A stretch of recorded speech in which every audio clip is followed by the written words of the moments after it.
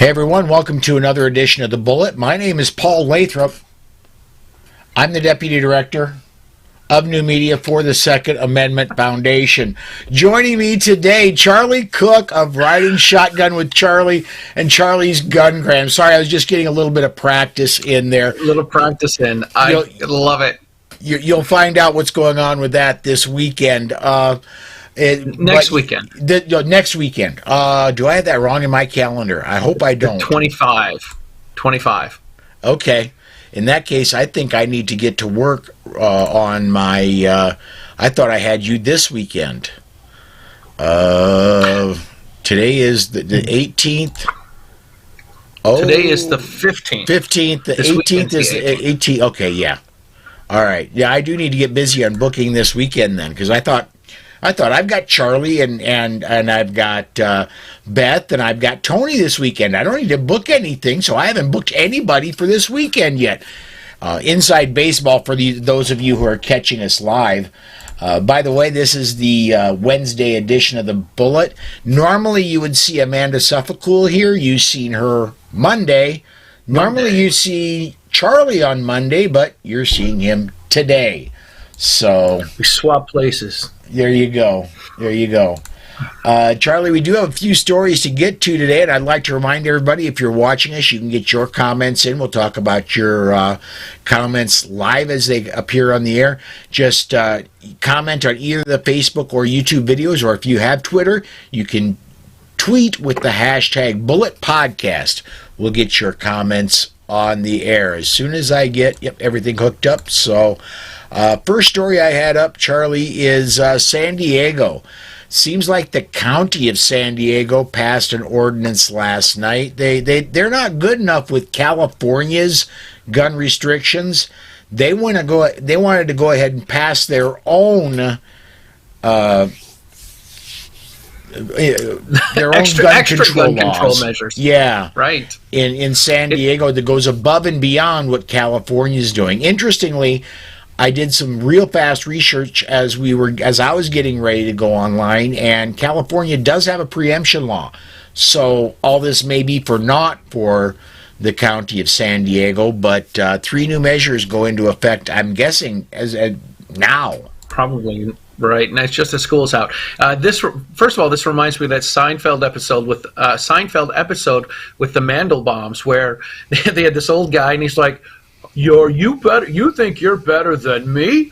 I can lift this TV right over my head. You think you're better than me? We've got better gun control than you." Yeah, and this is somewhat surprising. I lived in San Diego. Hey, this is going to make me sound really old. Before the turn of the century, back between about 95 and 99, I lived in San Diego. Moved back up to South Dakota just before 2000. And San Diego was fairly conservative when I lived down there. And so I'm somewhat surprised that they're trying to lead the state in gun control. Yeah, it's. I'm actually heading to San Diego tomorrow. I'll be there in 24 hours. Excuse me. It's shocking that more people want to do stuff that aren't going to do anything. Mm-hmm. You know, when we go right down the checklist, and I hate sounding like a broken record, and I'm sure we all do. But when we go down the checklist of all the things that these people want to do, these things aren't going to do anything. The red flag laws is the government taking control of things, and the government's the one that does the background checks. And they're going to say we need more background checks. And when like one of the Texas shooters from the church a couple years ago, he was dishonorably discharged from the Navy, I believe, and the government didn't let the government know that he wasn't supposed to pass a background check, so he goes to a gun store. The gun store does what they're supposed to do. They do the 4473. They do the background check. He passes the background check, buys the gun, and goes and commits murder. All this stuff, like we all know none of this stuff is going to work, and I don't know how many times we can say it. Yeah, you're absolutely right with that. One of the things they want to do, I'm reading from here, The measure directs staff to consider liability claims against firearm businesses similar to lawsuits filed against pharmaceutical companies that produced and marketed addictive opioids. The board letter requested county council to pursue claims against gun manufacturers, but in the board meeting, Fletcher amended that to also include firearms distributors, marketers, or sellers. There's already a federal law that says unless a gun is defective, you cannot sue a manufacturer. If somebody, and again, we've said this a million times, here's 1,000,001. If somebody buys a Ford, gets drunk, goes driving in that Ford, and wrecks and kills a family, you don't sue Ford because their vehicle acted as it should. Right, the car did what it was supposed to do. The same thing for the alcohol. You're not going to go after Budweiser or Anheuser-Busch or Jack Daniels or whomever, Jim Beam, Maker's Mark. You're not going to go after these people because somebody consumed their lawful product legally and then ended up killing someone because they were using their product legally. And here's the other thing. You know what? We've got laws against drunk driving. Yeah. We do. And, those don't work as well. I love this quote deep in the article. This is one of the county commissioners that passed this through. In the state of California, individuals still have the right to buy and own firearms, Fletcher said. We do it in a safe, regulated, and legal manner, but it's still a constitutionally protected right in California. They're trying hard not to make it that way, and you, Mr. Fletcher, are trying very hard not to make it that way. Yeah, we still have the right to buy one. It just has to meet all these criteria. Yeah. Spartan, we have all these hoops to jump through, and you have to keep jumping through the hoops to make us happy. Yeah. Spartan 6 wants to correct you on something, and I should have caught it. I didn't, but... he was speaking of the church shooter. Air Force. Sorry. He was, and he even corrected his spelling in another one. So yeah, he was dishonored to be discharged from the Air Force. And I want to go plug a book. I do a plug from time to time. That book is Warnings Unheeded: Twin Tragedies at Fairchild Air Force Base by Tony Brown. This goes back to the early 90s when Tony Brown was a security officer that fired the shot that stopped the mass murderer that was actively killing at Fairchild Air Force Base. The book is absolutely fantastic, and evidence, and we see it time and again, even after this book is released, that there are so many times where there are, and I hate to use this term even now, red flag after red flag after red flag.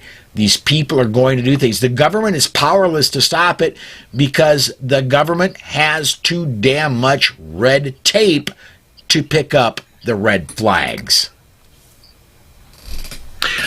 I was thinking of an argument that I had with a friend of mine a number of years ago, where someone stopped a potential mass murderer with a firearm without firing any shots, and oh my gosh, I think it was a school one.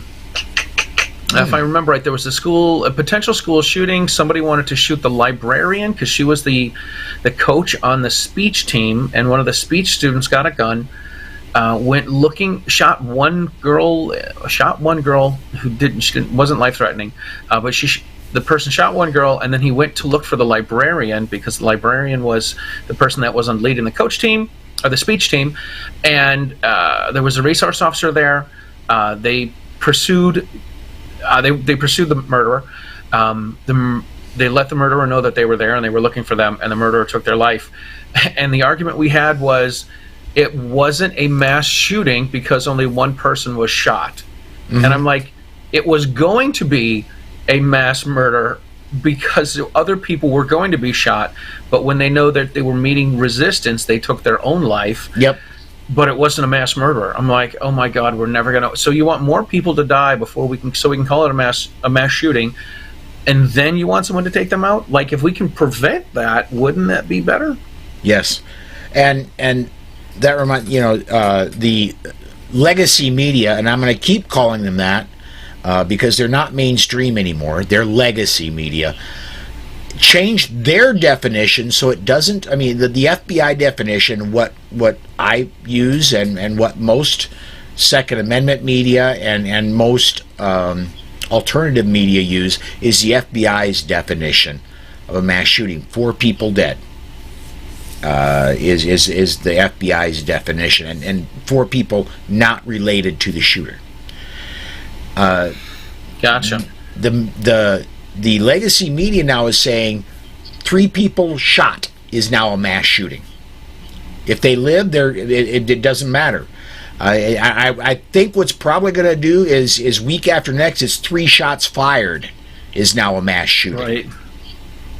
They're going to do anything they can do to pump up the numbers for mass shootings. Yeah, they're like many things, they're lowering the bar. Yeah. I like one quote that's just after the one that you were talking about by this person whose last name is Desmond. It says the second recommendation, I don't think it's going to address the issue. We need enforcement. We need much more heavily enforcement of the laws we have. Yeah, that's going to help. If the wild thing with me about the red flag laws and the ghost guns, the homemade firearms. The anti-gun folks want to treat the people that make their own firearms as if they are hardened criminals who are out committing crimes, who are out selling drugs, who are out committing illegal activities. They want us to be on the same level, but these people get out of jail. They plead their charges down, and they get out of the revolving door of justice a lot sooner than you or I would if we had a gun that didn't have a serial number on it because we made the firearm. Let me get a couple of comments up here again. Spartan6 again says, look at the shooting at Fort Hood many years ago. All those soldiers had to wait for MPs because they were denied their 2A rights to carry on post. And he was very vocal about how he felt. And this, that guy was, if I'm remembering this, that guy was a straight out terrorist. He was, in the truest sense of the term, in that he was a radical Islamic Islamist. extremist. Yeah. Yes. I know this isn't our topic, but I used to listen to this guy who used to say that the radical Islamist wants to kill you, and the moderate Islamist wants the radical Islamist to kill you. There you go.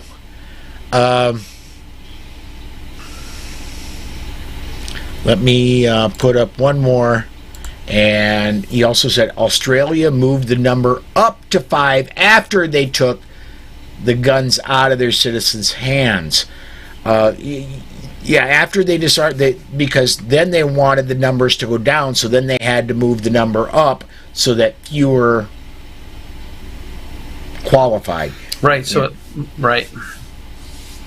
I just read another story about Australia, and I forget where it was, but I think I might have sent the article to you in Facebook Messenger, and it was talking about Australia and wanted to compare us to Australia, and how these other modern countries have progressive stances on gun control, and they kept saying, look at Australia. And I got to tell you, I did a gungram for someone in Australia a few years ago, and the guy wrote to me and said, hey man, don't give up your guns. I had to give up mine. We had to give up ours here, and it's not good. Okay. I do remember seeing that article, so you must have sent it to me at some point. Yeah. So, I don't know when it got sent, but I do remember seeing that article. And the old saying is that figures lie and liars figure, but they're going to twist numbers however they can twist them so that they can make us look as bad as they can and other countries look great. what you need to do, especially, and then one they're famous for doing is they don't have shootings in Great Britain. They don't have shootings in England. Well, what you need to compare is violent crime rates, and do that in cities of similar size. Believe it or not, New York City, even though it is very largely gun-free, and London are about the same size, London's violent crime rate is much larger than New York City's. And even with London is trying to couch their violent crime. They only list violent crimes as violent if they've solved the crime and convicted somebody. Then they list it as a violent crime. Wow. So, yeah, that's a little nuts too. I remember seeing a story where somebody poured acid on someone in London, and I'm like, all right, so are we going to ban acids? The acid was eating through someone's skin, and yeah. Well, that I would not be surprised if that goes through, and it goes through to the point where lemonade is technically an acid, an extremely weak one, but you're going to get arrested for carrying that lemonade on the sidewalk. Kids sell that on the streets, for God's sake, for a quarter. I know, right? Well, inflation now. Dude, I don't know if there's a quarter lemonade stand anymore. Right. Let's go ahead and let's keep the nonsense going. Let's talk about Connecticut. Have we touched on Cincinnati yet? Oh, we have not hit Cincinnati. Let's do that one. This is a bit of a good news, bad news one. Good news is Ohio, Governor Mike DeWine did sign it into law. Teachers can now carry in schools if they've got training. And it basically, it's walking the law back to where it was. Charlie, you've been through the pastor program. You went through it last year. Yes, I did the training last year with a number of friends of ours. I saw a story the other day that I posted about this, and it said that they only needed 1 day of training. And I'm like, that's a solid day. It is. And I read this one, and it says 24 hours. And I'm like, wait a second. If that isn't some sort of a twist, well, it's only 1 day. It's 24 hours. So who's going to do a 24-hour class? Who? If you're not doing buds, if you're not a SEAL, if you're not doing one of these sort of things to push yourself to a limit, there is no one that is going to agree to 24 hours in a row of class time, of including live firing and laws and fundamentals and shooting and everything else. So I will guarantee you're not picking anything up after about hour 10. Nothing. I think it's going to be a lot less than that. Well, I mean, the Mag 40 from Masada U Group, that's 10 hours long, and I mean that's about the limit of what I would do in a 1 day, Yeah, there were a few times when I was sitting through the Mag 40 classroom, like, all right, it's just after lunch, like, whew, come on, man, like I gotta get up and stretch. Yeah. Anyway, so the good news is that Governor DeWine in Ohio signed the bill that says that teachers can go back to carrying, and it doesn't have to be the 700 hours that they originally talked about. My attitude about the 700 hours was this: if you're going to make teachers go through 700 hours of training, which is going to include, besides shooting, it's going to include things like, I don't know, teaching people how to write incident reports and how to do speeding tickets and how to do some investigations. You know what? Make them go through the 700 hours and give the teachers a badge and let them bust high school kids for weed. You're going to make them go through what they need to do to be a police officer. Let them be a police officer and give them a badge. But anyway, here in Cincinnati, the school board decided to make it so that only police officers and law enforcement can carry into the school property and school grounds. So I wonder, is the school, when there's a shooting at a school in Cincinnati, is the school board going to be responsible for this? Yes, I would say so. And you notice that I didn't see anywhere in this story where they're going to be putting officers in every school. As long as they're, if they want to go this direction, okay, if the school's open, I want 2-3 officers in every school. Because I will just about guarantee you that in this school board meeting, there was 2 or 3 officers guarding these people. Oh, absolutely. Oh my gosh. When, I love hearing those stories where people say, hey, listen, you know what? There are police officers at school board meetings when when the parents go in and say they don't want their kids wearing masks, but there's not people at the school when the kids are in school. Yeah. I want to give this guy a real extra special shout out, and not in a good way. Education Secretary Miguel Cardona last week rallied against the concept of arming teachers, calling it one of the stupidest proposals he had heard. Mr. Cardona, I certainly hope you don't have any kids. If you do, I certainly hope they go to public schools. Yeah. So as I've said, and I'll say for forever, our kids, when they're at school, are already, the teachers have our kids' lives in their hands. Whether it's getting into a fight, whether it's an accident on a field trip in the bus, whether they're falling off the top of the monkey bars. I don't know if they have monkey bars at school anymore. I don't even know if we can call them monkey bars. But kids can injure themselves at school while they're on the recess. They can hurt themselves going up the stairs in the school. They can hurt themselves going down the stairs in the school. They can hurt themselves at lunch. And you would hope that the teacher has some sort of first aid training that they can take care of this. At a number of the schools that I go to, the nurse leaves at lunchtime and goes to a different school.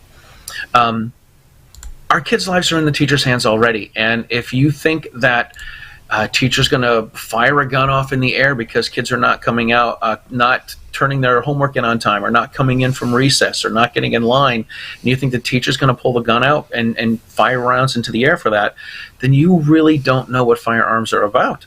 Yeah, and have never been through any training. Period. Yeah, none.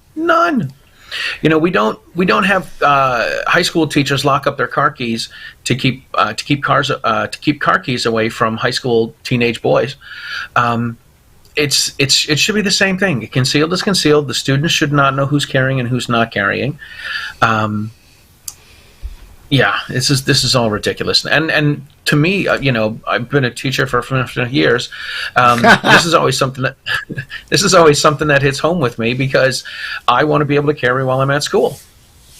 And over on the YouTube side, the gun foodie, Charlie is right. The influence a teacher has on a student's life is invaluable. Let's trust them to be armed. Charlie, I want two things here. Number one, you are a teacher.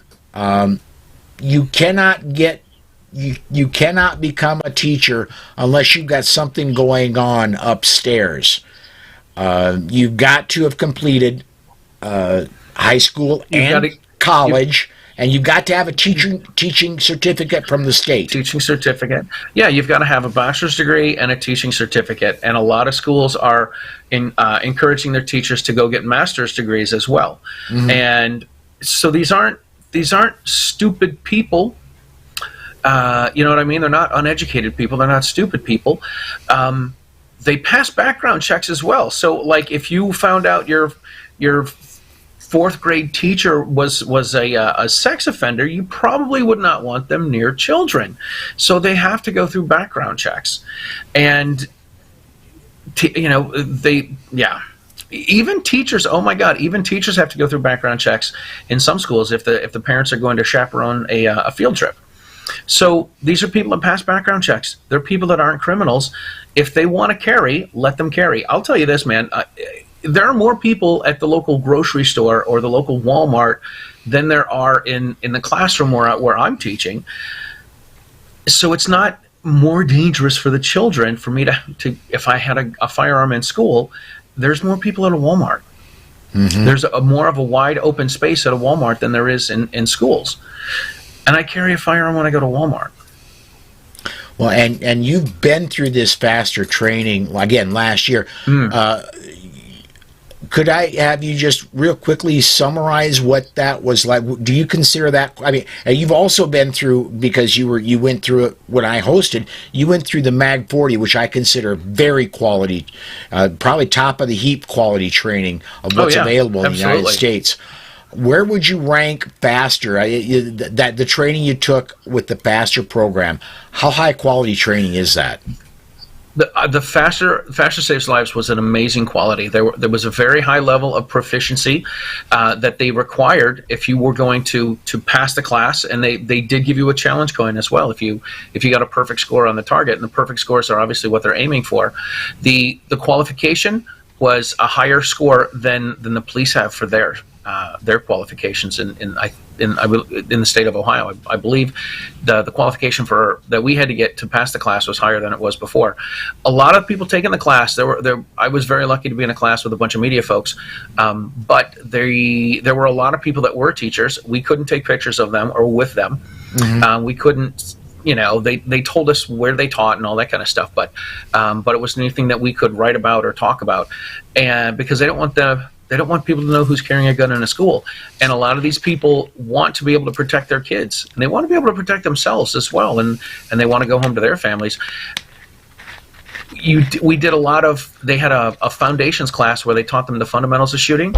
Then they had the class that we did, which was the level 1 class, that taught them about shooting from different positions and different stances, and dominant hand and non-dominant hand, and shoot from retention, and shoot at different targets at different distances. When we had lunchtime, the thing that for me that was most beneficial was to learn some trauma first aid. Yes. And we hear people talking all the time about having an IFAC. Is that yeah, an individual first aid kit. And they show us how to use a tourniquet, and we have to use a tourniquet on a couple people. They show us how to use chest seals and how to use a number of other items. They show us how to improvise if you don't have a tourniquet, to take a pencil and an electric wire and use that as a tourniquet in case you don't have one. They go through a lot of stuff like this, and it is definitely something that people should do.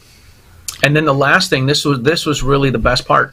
We went to a real school that was not in session, and there had a .22 that shot blanks, and he fired a couple rounds in the school, and we all had Glocks, CO2 Glocks that shot rubber balls, and we got to go into scenarios, and you'd sit there and you'd game it out a little bit, like you would be the victim or in with the students, and there would be a scenario, and they'd come back and do a quick debrief and say, okay, here's what you could have done, here's what happened, here's what you should have done, this would have been good too, but it's good to have all that then thinking. When this happens, then I'm going to do this.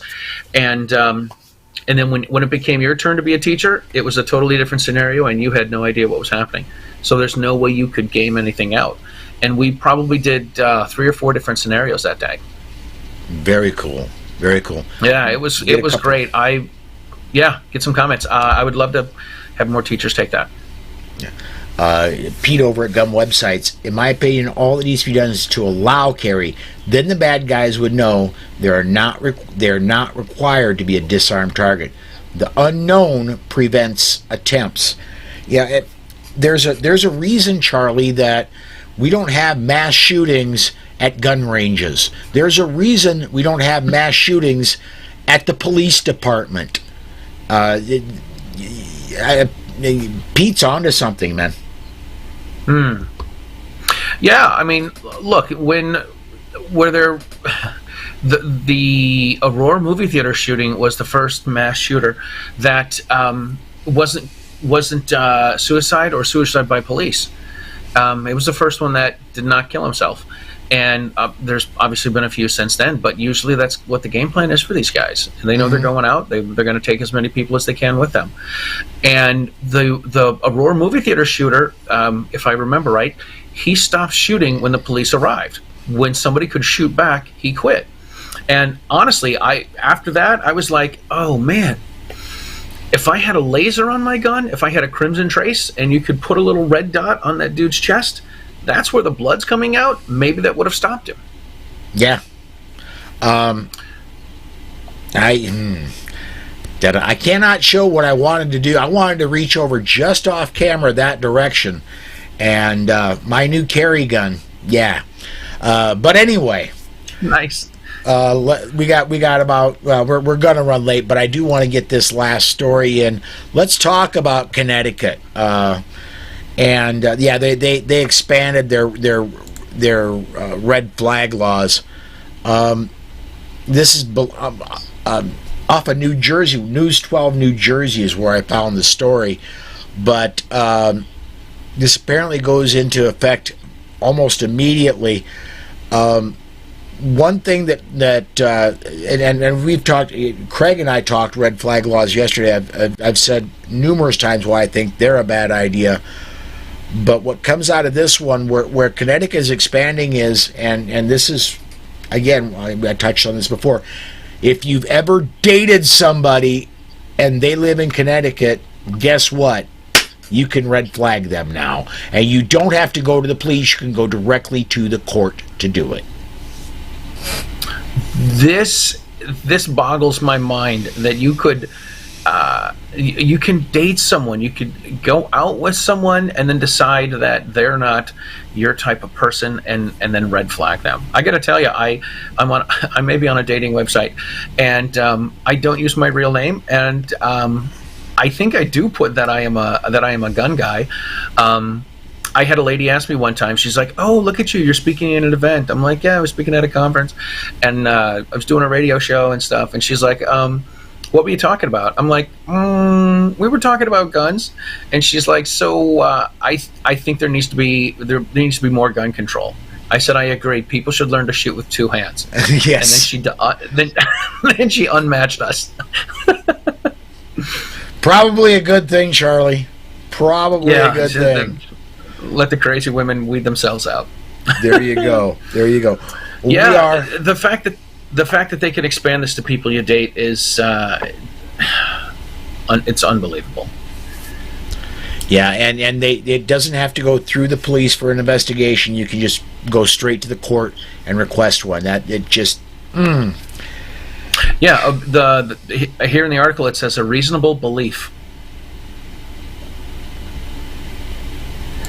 It's not probable cause. It's a reasonable belief. Yeah. Let me go back to that story, because I want to say that they did try to. They were really reaching here. And I should have saved it and highlighted it, and I didn't. Oh, we don't have moats and walls around our states? Is that the line you were talking about? No. I wanted to say that and I don't. I'm just going to pull this off memory. I cannot find it very fast in the article. The gun owners did get something too. Now they only have to wait 6 months before they can reply. Yes. They can appeal to get their guns back. They used to have to wait a year, so the gun owners got something too. Right, you can wait 6 months instead of a year. Yeah, it's nuts. It is good to see that there is some quotes from Holly Sullivan from the Connecticut Citizens Defense League, and it's also great that Holly brought up Hold My Guns, which is another organization that's doing great things to help people get a time out when life gets tough for them.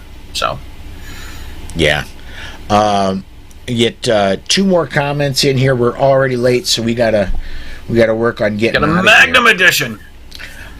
Spartan 6 again. Laura Ingram has been reporting research is showing a lot of the shootings are done by people who have been smoking a lot of pot with extremely high levels of THC. He followed it up with the correlation being that the high levels of THC create paranoia and aggressive behavior. Wow. I'm going to let her report that. I have not seen the research. I can't, other than putting the comment up, I don't want you know, I don't know. Right. I love Ted Nugent, and Ted Nugent likes to say, who do you want stoned? Your mechanic? Your dentist? Your surgeon? Yeah, I admitted when we were talking red flag laws and the possibility of your, somebody you dated red flagging you. When I was a very young man, up, from my teens into my 20s, I had an adventurous dating life, but that wasn't the only part of my life that was adventurous. Let's put it that way. I don't necessarily equate pot with aggressive behavior. At least it wasn't statute of limitation. At least that wasn't that way for me. So, but I suppose, you know, I don't know. Another piece of the puzzle. Another piece of the puzzle for who is Paul Lathrop. Yes. I can honestly say I have not for a many moons, more than most of you have been around. In this century? Oh, more than, yes. Since the 1900s. Yeah, and Pete over all them violent hippies. Well, you know. All right, Charlie. This is a whole different topic. That's fine. We got to go. Yeah, let's go ahead and wrap this up.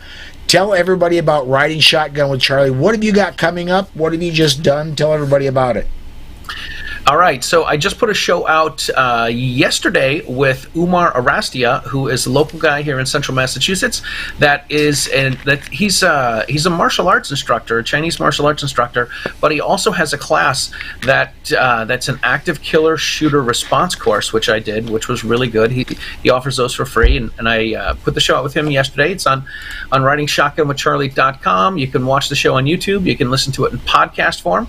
I love that I've been watching the stats on podcast, and the podcast numbers are going up, which is awesome. And this weekend, I'm actually heading to Gun Prom at San Diego County with the San Diego County gun owners, and I'm going to be hanging out with John Petrolino all weekend. He's going to be doing some family vacationing. I'm going to be filming some episodes of Riding Shotgun, and we're going to be on Gun Owners Radio this Sunday night. So a lot of action-packed stuff in the life of Charlie. I love it. Very cool. I want to issue an apology to everybody watching on Facebook. I forgot to push one button over on that side, so I didn't get to see your comments until just now, but I do want to say hi to Brooke Cheney. I want to say hey to Kevin Sona. By the way, Kevin, you are a sick individual. I'm telling Charlie on you about you. So, I can't wait. Anyway, everybody, I'm going to go ahead and shut this down. Come join me tomorrow. Mike Piwowarski, speaking of a sick individual, Mike Piwowarski will be the commentator tomorrow. Come join us 5 p.m. Central Time.